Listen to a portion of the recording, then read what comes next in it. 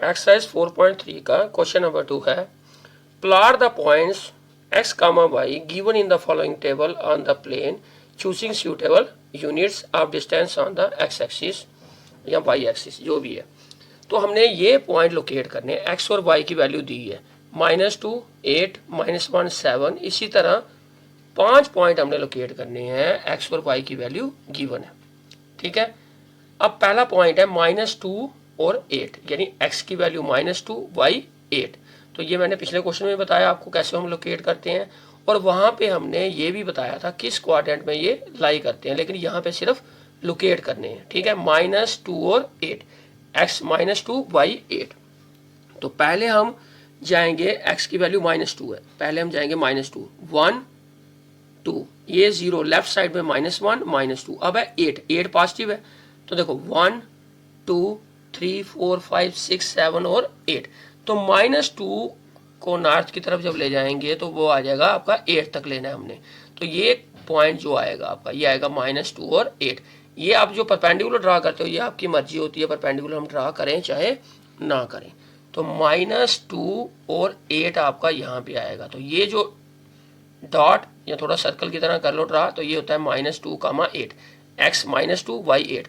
जब आप perpendicular draw करोगे तो x एक्सिस पे -2 आएगा और y एक्सिस पे कितना आएगा 8। ये आपकी मर्जी होती है परपेंडिकुलर, ताकि क्लियर हो जाए -2 और 8 कितना है। x axis horizontal distance x की वैल्यू, वर्टिकल डिस्टेंस y की, लेकिन परपेंडिकुलर वो x एक्सिस पे आएगा और परपेंडिकुलर y एक्सिस पे आएगा, -2 और 8। लेकिन डिस्टेंस ये y का डिस्टेंस है और ये x का डिस्टेंस है, ये ध्यान रखना है। उसके बाद नेक्स्ट था -1 और 7, सेम 0 से गए -1, अब पॉजिटिव 7 है, इसको जब ले गए तो ये आ गया आपका -1 और 7, सेम -2 और 8 की तरह ही। ठीक है, अब थर्ड आपका है 0 और -1.25, ये 0 है। अब नेगेटिव है, नेगेटिव हम 0 से ही जाएंगे, पॉजिटिव होता तो ऊपर की तरफ, नेगेटिव है तो नीचे की तरफ। कितना है -1.25, ये आ गया 1। ठीक है, ये आया -1, लेकिन आपका पॉइंट कितना है -1.25, ये 2 है। अगर मैं आधा लेता तो -1.5, आधे से भी आधा, 1.25 हुआ कितना, 1 और उसका चौथा हिस्सा, यानी 1.25 -1.25 कितना हुआ, आधे का भी आधा, चौथा हिस्सा। तो 1 और 2 का पहले आधा करेंगे, फिर आधे और -1 का भी आधा करेंगे, तो -1 पॉइंट। अगर हम ग्राफ पे ड्रा करते हैं तो -1 के आगे हमें कितने पॉइंट लेने पड़ेंगे, 2 और 3 के बीच में, यानी 2 से थोड़ा सा आगे, 2 से थोड़ा आगे। ठीक है, 2 और 3 के बीच में आ जाएगा ये। अब नेक्स्ट है हमारा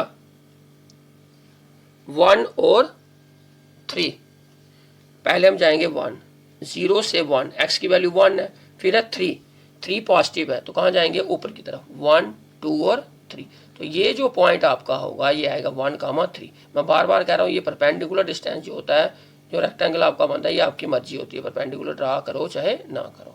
ठीक है, इससे एक्यूरेट पता चल जाता है आपकी वैल्यू, और कुछ नहीं है।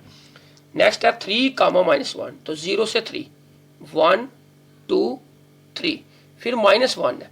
जब -1 है तो कहाँ जाएंगे, नीचे की तरफ, ये एक पॉइंट हम चले गए नीचे, ये 1 है, -1 ये वाला पॉइंट।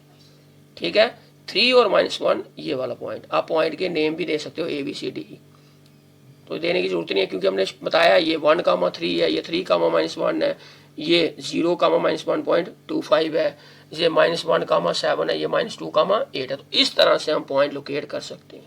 पिछले क्वेश्चन में भी यही किया था, लेकिन उसमें हमने क्वाड्रेंट या एक्सिस बताई थी कहाँ वो पॉइंट लाई कर रहे हैं, लेकिन यहाँ पर खाली हमें पॉइंट ही लोकेट करने थे, प्लॉट करने थे।